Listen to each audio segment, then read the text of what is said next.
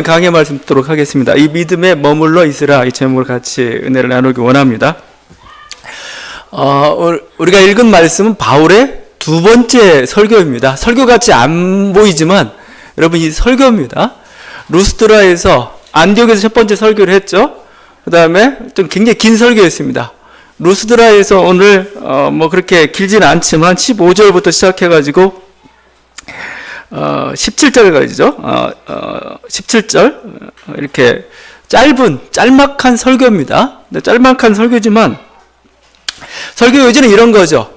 천지 만물을 만드신 살아계신 하나님 계시니까 인간을 이렇게 신처럼 공경하는 예배하는 그런 어리석은 짓 하지 말라. 여기에 요지가 담겨 있습니다. 그렇지만 여러분이 이 말씀을 읽으면 약간 우리들 궁금해하는 문제들이 있어요. 뭐냐면은 복음이 전해지기 전에 우리 민족은 어땠냐 이거죠. 우리 민족 아니면 하나님을 그리스도를 알기 전에 다른 민족의 구원 어떤 그들의 어떤 신앙에 대해서는 어떻게 우리가 평가해야 되느냐 이런 문제에 대해서 오늘 좀 말씀이 좀 단초를 좀 제공하고 있어요. 보통 우리는 그렇죠. 흔히 복음이 들어오기 전에 그러니까 우리 19세기 말부터 아니 천주교까지 합치면 하여튼 오래됐다고 하지만 불과 200년, 300년이 안 된 이 시대로부터 이제 우리가 하나님을 알게 되고 그리스도를 알게 됐는데 그 이전은 뭐냐 이거예요. 조선시대, 고려시대, 삼국시대, 고조선까지 가게 된 이 민족의 수많은 생명들이 이 땅에 살아왔는데 그 시대는 어떤 시대였느냐 이거예요. 우리들은 보통 그렇게 하죠. 그냥 어둠이 악이 지배했던 그런 시대. 그러다가 이제 복음이 오므로 드디어 빛이 비치고 구원의 시대가 열렸다 이렇게 우리가 보통 그렇게 얘기를 합니다. 그런데 오늘 말씀은 그렇지 않다는 걸 우리가 좀 볼 수가 있어요. 이 땅을 다스리던 분은 누구였느냐 이거예요. 사탄이었느냐, 악마였느냐, 악의 세력이었느냐, 그냥 이런 그러니까 어떤 아무런 주인도 없는 그런 땅이었느냐? 아니죠. 17절입니다. 이 땅을 다스리는 분이 누구셨는가를 보여주고 있죠. 하늘로부터 비를 내리며 결실기를 주시는 선한 일을 하사 음식과 기쁨으로 여러분의 마음에 만족하게 하셨느니라. 하나님이 오곡백과를 주신 분이 우리 하나님이시라는 겁니다. 여러분 우리 오랫동안 추석이니 설이니 한가위니 우리가 이렇게 명절을 다 지내고 있습니다. 얼마나 기뻐요. 풍성한 음식을 먹으면서 풍요로운 음식을 먹으면서 얼마나 기쁩니까? 그걸 누가 줬다고요? 하나님이 줬다고. 하나님이. 그러니까 추석에 한가위의 경배를 받아야 될 분은 하나님이신 겁니다.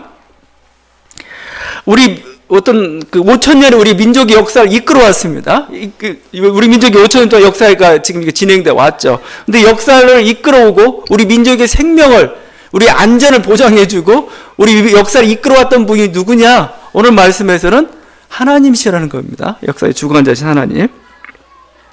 물론 하나님이라는 여호와 하나님, 그리스도 이 이름을 알지는 못했어요.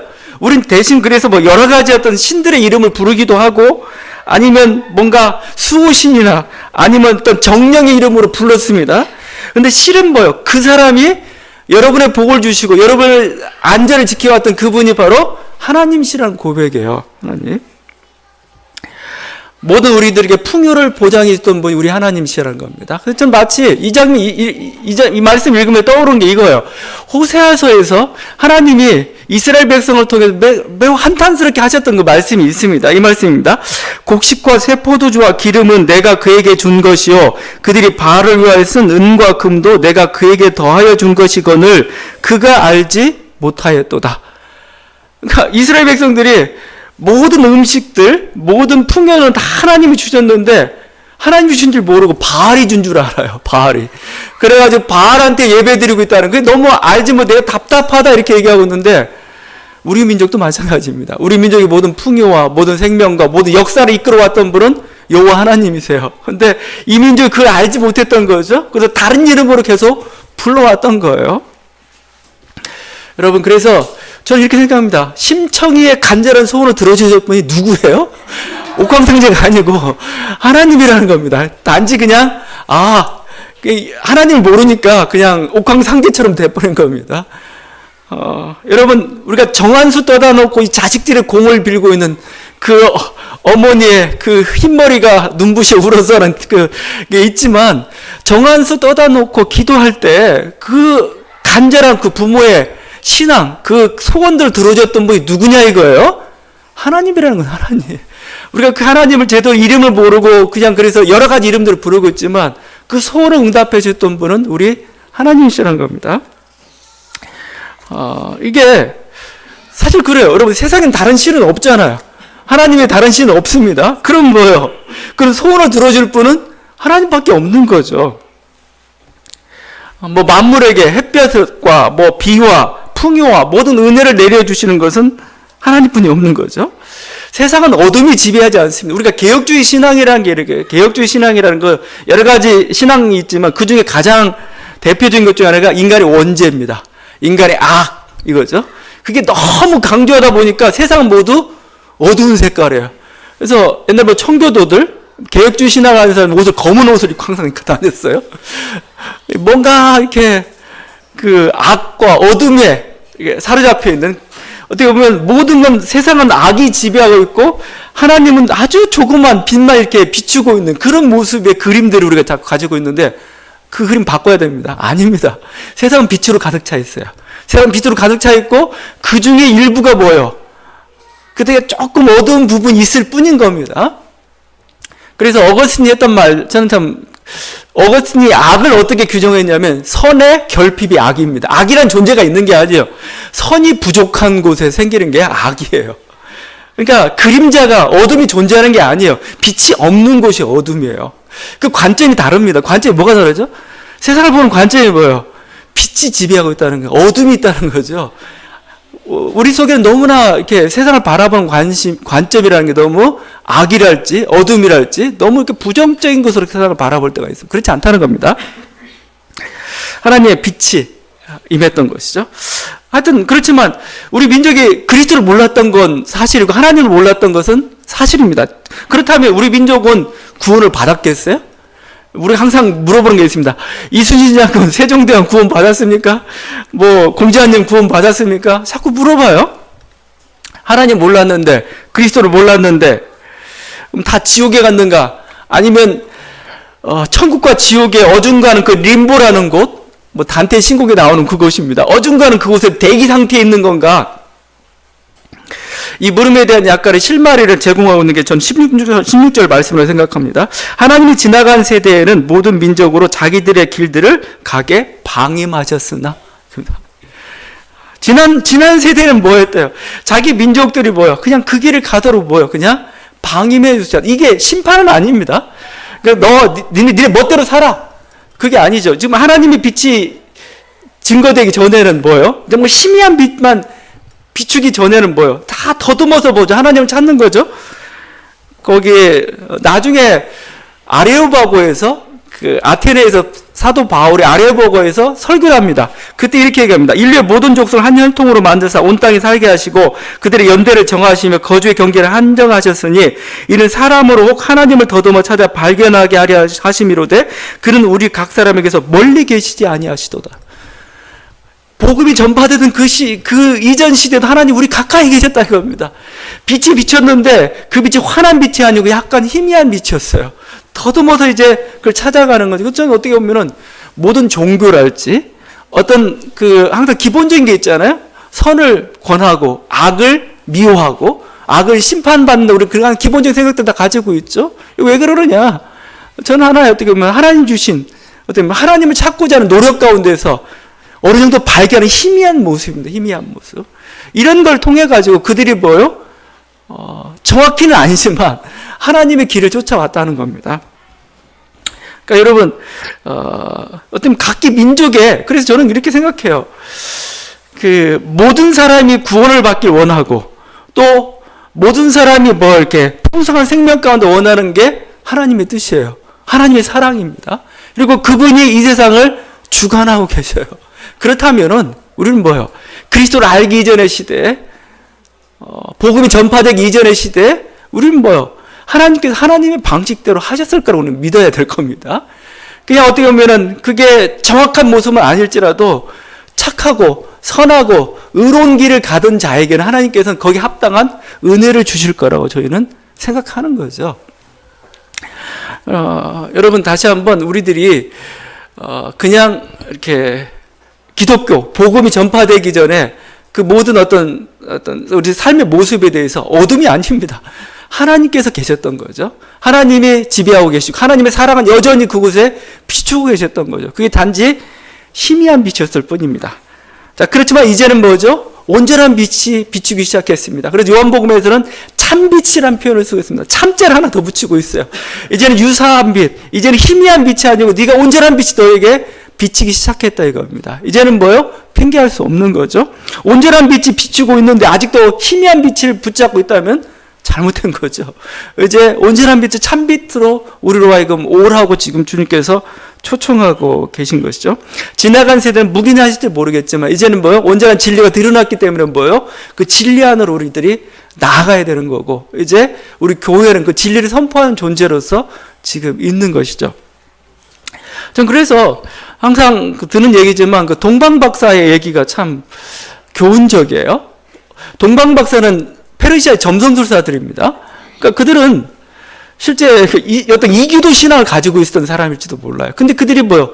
별을 찾아온 겁니다. 메시아의 별을 찾아왔습니다. 그래서 별을 찾아왔는데 그 희미한 빛을 찾아서 온 거죠.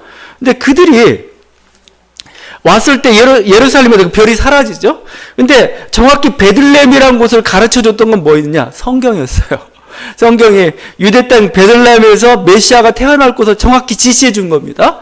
저는 그거라고 봅니다. 우리들이 세상 복음이 전파된 그 속에 더듬어서 빛을 찾아가는 사람도 있었고 저는 그들에게 하나님께서 구원의 은혜를 베푸셨을 거라고 생각합니다. 그건 어떤 방식이 할지는 우리는 몰라요. 우리 함부로 속단할 수가 없습니다. 그럼 기독교가 해야 될 일은 뭐냐 이거죠. 이제는 뭐요? 성경 속에서 정확한 참 빛에 대해서 설명해 주는 것이죠. 당시 더듬어 찾던 빛이 있었는데 그 빛이 바로 예수 그리스도입니다. 그 빛이 바로 이 빛입니다라고 얘기하는 거. 이게 바로 성경이고 바로 선교라고 저는 생각합니다. 다시 한번 사도 바울의 말씀에서 우리가 그걸 한번 목격할 수가 있습니다.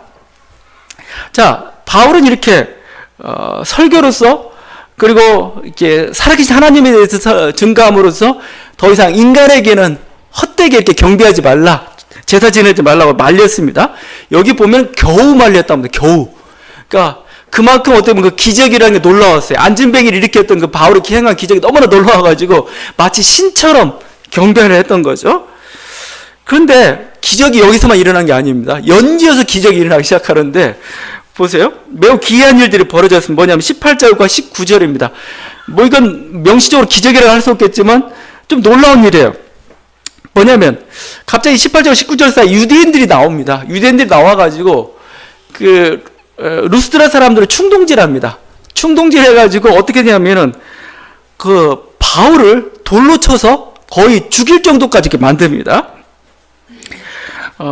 여러분 지금 그 바울을 돌로 쳐 죽일 정도로 만들었는데 바로 이 무리들이 했던 짓이 뭡니까? 그 전에는 바로 18절 바로 이전에서는 뭐요? 신처럼 경배하는 사람들인데 그냥 정말 이게 하루도 지나갔는지 어떤지 모르겠는데 순식간에 뭐요? 갑자기 폭도로 변해가지고 바울을 돌로 치고 있는 것이죠. 어떻게 해서 이렇게 돌변할 수가 있는 건가요? 그죠? 이 무리들은 도대체 누구인가 이거예요, 이 무리들. 여기 무리로 번역된 단어가 오클로스입니다, 오클로스. 헬라어로 오클로스인데, 이 오클로스는 굉장히 유명합니다. 왜냐하면, 민중으로 번역하기도 하고 그렇습니다. 그래서, 우리 한 70년대, 80년대 민중신학이 유행을 했습니다. 민중신학에서 민중은 마치 신과 같은 존재였습니다. 가장 절대 선이었죠. 자, 그런데 여러분 재밌는 게 사도 바울의 경우도 그랬지만 예수님을 십자가에 못 박았던 사람이 누군지 아세요? 민중입니다. 이 무리입니다. 오클로스로 번역된 이 사람들이었습니다. 자, 그러면 동시에 또 예수님이 그 종려주일에 예루살렘에 입성하죠. 막 메시아 오셨다고 환영했던 사람 누구냐? 이 민중입니다. 또 역시 그 무리였고 예수님에게 일어났던 일이 바울에게도 일어났습니다. 바울을 경배했던 사람도 이 오클로스 무리였습니다. 근데 이제 바울을 돌로 쳐서 죽도록 만든 폭도로 변한 것도 이 무리였던 거죠.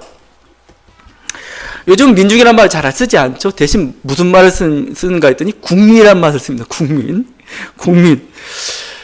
국민의 뜻이라는 게 항상 있죠. 국민의 뜻이 절대냐 이겁니다. 제가 보기에. 정치인들이 이런 수사들을 많이 사용하죠. 국민의 뜻, 항상 국민의 뜻입니다. 국민의 뜻. 자기 욕심을 국민에 대해서 포장하고 있는, 하여튼 국민의 뜻이 절대니까, 절대 선이니까 항상 국민의 뜻을 얘기하고 있습니다. 근데 국민의 뜻이 정말 절대냐 이겁니다. 무리가 정말 절대냐 이거예요. 근데 저 보니까 국민도 좀 구분을 좀 해야 될 것 같아요. 왜냐면 엊그제 이제 전이란 수식어가 붙어야 되는데 파면당한 좀 엉터리 같은 대통령이 제가 생각해봐도 4년 동안도 그렇고 지금 마지막 모습도 너무 추해요. 근데 그 엉터리 같은 대통령을 뽑았던 게 누구예요? 바로 국민들이에요. 그 국민의 뜻은 뭐예요, 이거? 뭐 우리나라도 그렇지만 지금 자신들의 탐욕과 이기심 때문에 트럼프와 같은 그 사람이 엉터리가 될지 어떤지 아직은 좀 그렇지만 아직까지 좀 엉터리처럼 보이는데 그런 사람 뽑았던 게 미국 국민의 뜻이에요. 이게 그러면 국민의 뜻이면 다냐? 전 그래서 국민이나 무리가 다선은 아닙니다. 여기 하나가 더 붙어야 돼요. 그래서 이제 나오기 시작한 게 이런 거죠.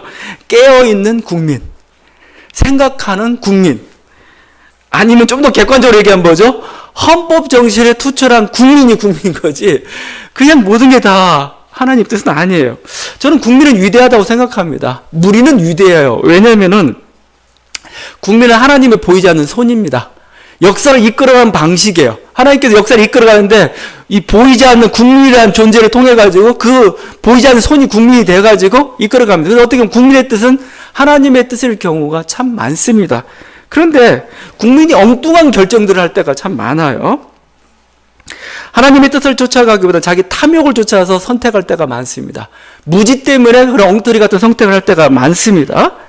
자, 그때 안녕이라고 외쳤던 사람이 누구예요? 선지자들이죠. 선지자들은 뭐예요?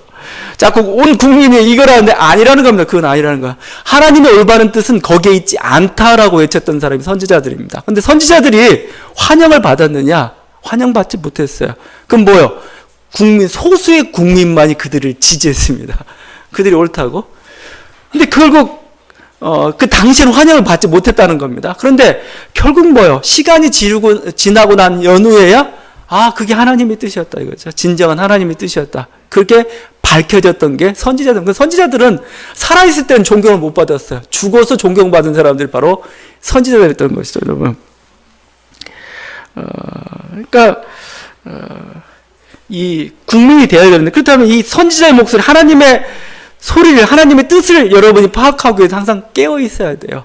생각해야 됩니다.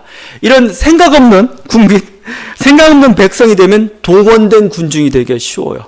사람들이 이용하는 거죠. 이렇게 이용하는 거예요. 동원된 군중이 되기가 쉽습니다.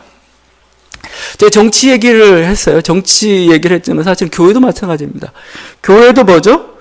성도가 사실은 이제 무리죠, 무리. 이 무리인데 성도가 깨어있는 성도가 되어야 돼요. 생각하는 성도가 좀 되어야 됩니다.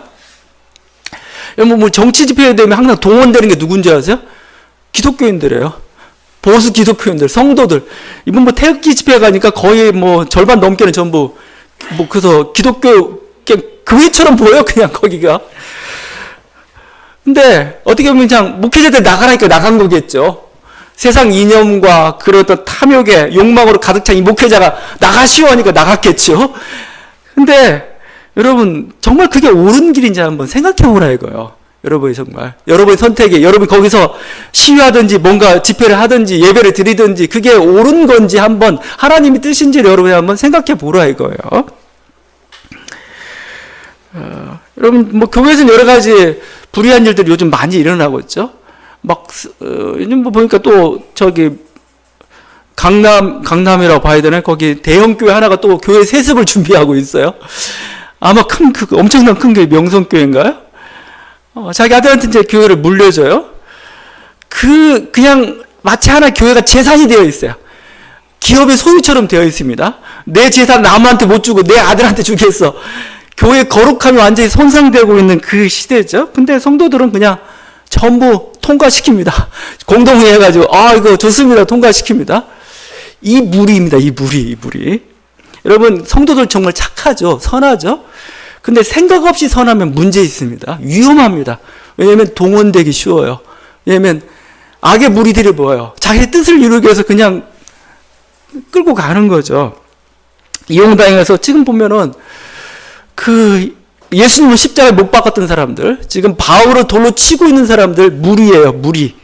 이 무리들은 뭐예요? 그 전에는 뭐예요? 예수님을 찬양했던 사람들입니다. 예수님 뒤를 졸졸 쫓아섰던 사람들이고, 또 뭐예요? 바울을 신처럼 이렇게 경배하랬던 그 사람들입니다. 근데 왜 그들이 이렇게 갑자기 폭도로 변했느냐? 여러분, 조심해야 되죠. 여러분이 무리가 되면 안 됩니다. 그냥 단순히, 그냥 국민이 되면 안 되는 거죠. 정말 깨어있는, 생각하는, 하나님 뜻이 무엇인가를 판단하는 그런 교인들이 돼야죠. 하나님 말씀 왜 주셨습니까? 여러분 말씀을 보고 생각하고 판단해보고 하나님 뜻이 어딘지 여러분이 결정하고 거기에 따라서 이렇게 행동하는 것, 이게 필요한 거죠.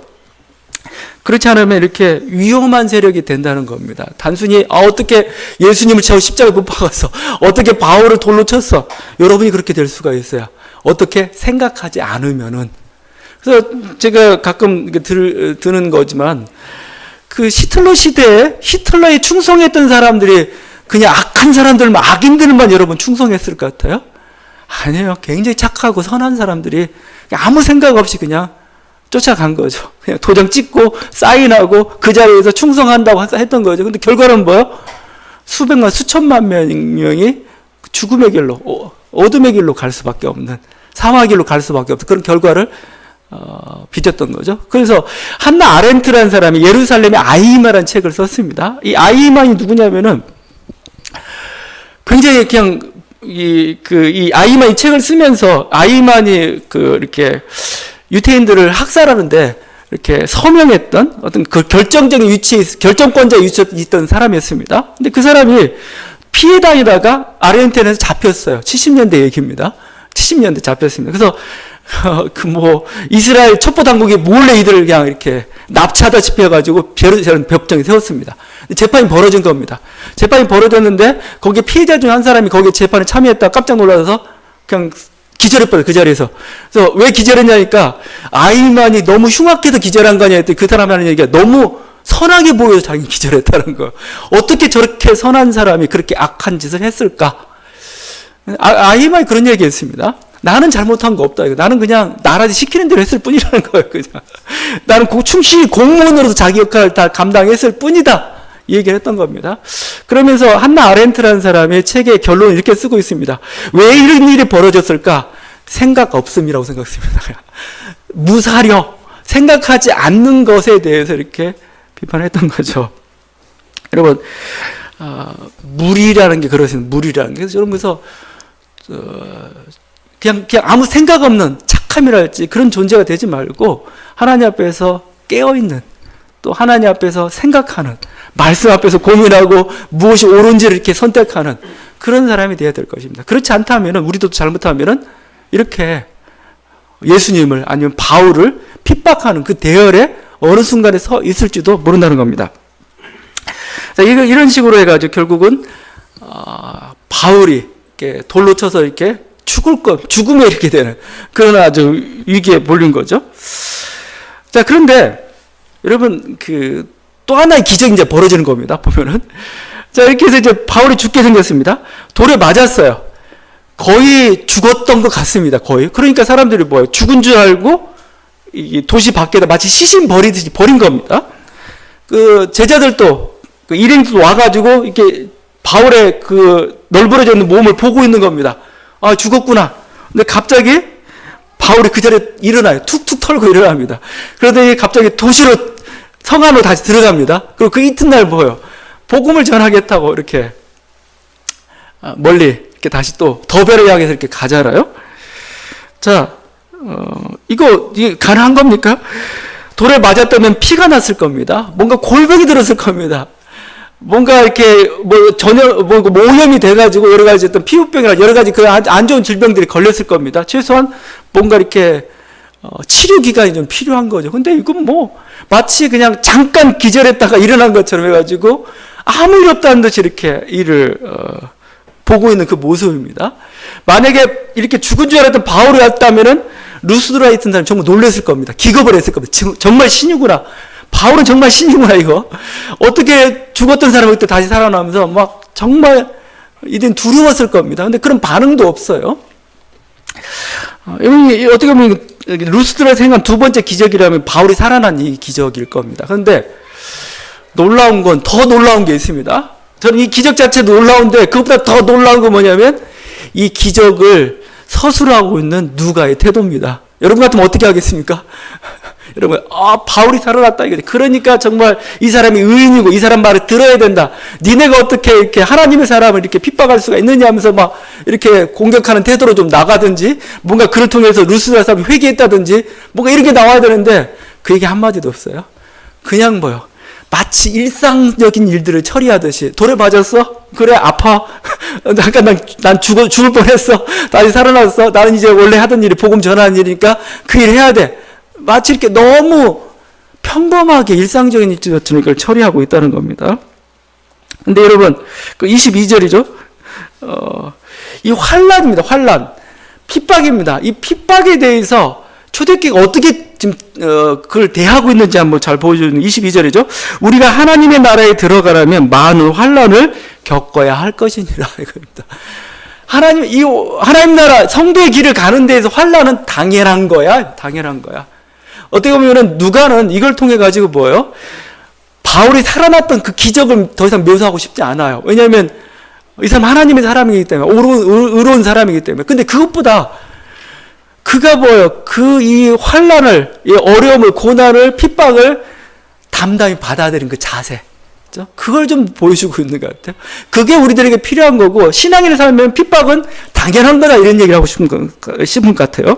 그래서 여러분, 이게 다른 게 아니고, 앞에서 사도들의 태도에서 드러나고 있습니다. 예루살렘에서 사도들이 잡혔어요. 막 가방에 갇히고 채찍에 맞았습니다. 그런데 그들이 떠나면서 이렇게 얘기합니다. 풀려나면서 이렇게 얘기합니다. 사도들은 그 이름을 위하여 능욕받는 일에 합당한 자로 여기심을 기뻐하면서 공회 앞을 떠나니라. 그냥 너무 기쁘다 이거. 너무 기쁘다. 박해받으니 핍박받으니 너무 기쁘다 하면서 이렇게 떠났다는 겁니다. 이게 여러분 사도행전 한번 쭉 읽어보십시오. 내가 막 고난을 당했어요. 내가 억울함을 당해서 억울합니다. 하소연하는 거 별로 없어요. 하소연하는 거 없어요. 오히려 기쁘게 그 박해를 핍박을 받아들이고 있습니다. 바울과 실라가 빌립보에 갇혔죠. 빌립보 감옥에 억울한 누명을 쓰고 빌립보 감옥에 갇혔습니다. 갇히기 전에 막 채찍으로 맞았죠. 채찍으로 막 피가 흐릅니다. 고통이 심합니다. 근데 그들이 어떻게 합니까? 밤중에 일어나서 하나님을 찬미했다 하면 찬미했다. 고통 때문에 하나님 이 고통을 준 저들을 어떻게 손 좀 보십시오. 아니면 고통을 준 저들을 하나님께서 뭔가 손을 대셨다. 뭐 이런 게 아니고 그냥 이들은 고통은 일상사입니다. 일상사. 신앙인들 살아가는 일상사예요. 여러분 이 환난이나 이 핍박 이거가 신앙인들의 삶의 필수가 되어버리고 말았어요. 너 신앙인이냐는 뭐요? 박해받고 있느냐입니다. 너 신앙인이냐? 네가 핍박받고 있느냐요. 그러면 신앙인입니다. 하나의 그 표준. 예수 믿는 것, 내가 거룩한 생활을 하는 것, 그중 하나를 더 붙인다면 박해받는 것. 이게 바로 신앙인의 가장 기본적인 삶이다. 이걸 보여주는 거죠. 여러분 실제 이 환난이나 핍박은 언제 있냐면은 주로 이런 겁니다. 종말이 오기 전에, 그러니까 신앙인들 생각했던 원래는 그런 거였어요. 종말이 오기 전에 이렇게 어둠이 마치 막 새벽 미명이죠. 그때 가장 어둡듯이 이렇게 빛이 비치기 전에 아주 가장 어두운 그 순간이 장식하고 있는 게 환난이나 이런 겁니다. 그러니까 종말이 오기 전에 막 처치의 기근과 지진이 있다는 표현을 쓰고 있죠. 막 세상이 뒤집어집니다. 그리고 뭐죠? 성도들은 핍박을 받습니다. 막 공회에 끌려가기도, 매질을 당하기도, 부끄러움을 당하기도 하고 막 이런 모습을 하고, 그러고 나서 아주 어둠이 극성한 그 순간에 예수님께서 나타나신다 이거죠. 그래서 핍박과 환난이라고 해서 항상 종말과 관련되어 있습니다. 종말과. 그래서 종말이 오기 전에 핍박과 환난이 있기 때문에 누구든 여기를 거쳐가야 되는 이런 거 있습니다. 근데 지금 초대교회나 지금 누가가 사도행전을 전하고 있는 그 말씀 속에서는 이제는 핍박과 환난이 종말 때 있는 게 아니고 우리 일상사 속에 있다는 겁니다. 우리 생활 속에 있다는 거예요. 크리스찬의 길을 간다는 건 뭐예요? 핍박은 당연히 있어야 되는 거고 박해는 당연히 있어야 된다는 겁니다. 그 이상하게 생각하지 말라 이겁니다. 오히려 기쁨으로 그것을 받아들이라고 지금 말씀하고 있는 것이죠. 주님의 말씀이죠. 마태복음에 있는 말씀. 의를 위하여 핍박을 받는 자는 복이 있나니 천국이 그들일 것임이니라. 나로 말미암아 너희를 욕하고 박해하고 거짓으로 너희를 거슬러 모든 악한 말을 할 때에는 너희에게 복이 있나니 기뻐하고 즐거워하라. 하늘에 너희의 상이 큼이라. 너희 전에 있던 선지자들 같이 박해하였느니라. 그래서 박해가 물론 요즘은 그런 심각한 박해는 없죠. 뭐 미 전도 지역이나 아니면 뭐 이렇게 타종교가 우세한 지역 말고는 어떤 신체적인 어떤 고난이나 박해, 오늘날 뭐 바울처럼 당했던 초대교회 성도들이 당했던 그런 신체적인 박해 같은 건 없습니다. 그렇지만 그렇다면 뭐 더 이상 뭐 이제 박해나 이런 환난은 신앙인들의 표준은 아닌가?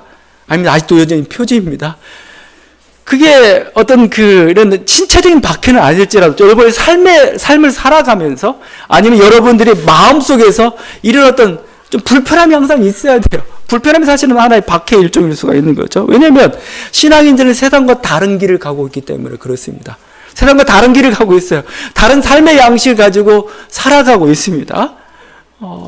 그리고 이 천국이라는 새로운 어떤 다른 나라를 향해서 여러분이 나아가고 있어요. 근데 핍박이 없다. 이건 뭐예요? 뒤집어 보면 같은 길을 가고 있기, 같은 방향을 바라보기 때문에 핍박이 없는 거예요. 여러분 지금 여기 살고 있는 게 너무 편해요. 여러분 좀 의심해야 됩니다. 왜냐하면 둘 중에 하나예요. 이곳이 천국이거나 아니면 여러분이 천국 시민이 되기를 포기했기 때문에 여러분이 편한 겁니다. 천국이 가지고 있는 그 사랑과 의, 하나님, 어떤 생명, 그거에 비한다면은 이 세상이 가지고는 아직 부족하죠. 부족하면 불편해야 되지 아니겠어요? 여러분 집에 살고 있는데 너무 부족해요, 이게. 내가 원하는 그런 그림들, 내가 원하는 어떤 그 의의 세계, 정의와 생명의 사랑과 어떤 그것과는 게 맞지 않아요. 그러면 사는 게 불편하잖아요. 불편한 게 박해예요. 불편한 게 박해예요. 실제. 근데 전혀 불편함 모르고, 난 너무 행복해. 그다음 이미 이 세상에 동화가 됐다는 거죠. 정말 우리들이 그리고 있는 그 하나님 나라를 향해서 가고 있다면은 여러분이 천국의 가치관을 가지고 살고 있다면 뭐예요? 이 땅에 사는 게 불편해야 됩니다. 불편하니까 뭐예요? 이건 불편합니다. 이건 아닙니다. 그래서 항상 뭐예요? 크리스찬은 항상 영원한 비판자가 될 수밖에 없어요. 왜냐하면 하나님 나라의 모델에 비춰봤을 때 이 땅이 만족하지 못하거든요. 이렇게 비판자가 될 수밖에 없고 비판자는 뭐예요? 핍박을 받을 수밖에 없는 것이죠. 우리 주님께서 지금 우리들에게 또 바울을 통해서 보여주고 있는 게 그 모습입니다. 우리들이 그게 있느냐 이겁니다. 그게 하나의 우리들의 신앙인의 표지라는 겁니다. 바울은 제자들 향해 이렇게 얘기하죠. 마음을 굳게 하여 이 믿음에 머물러 있으라. 이 믿음에 머물러 있으라. 믿음에 머물러. 너희는 이제 하나님의 백성이 됐고 이제는 뭐요?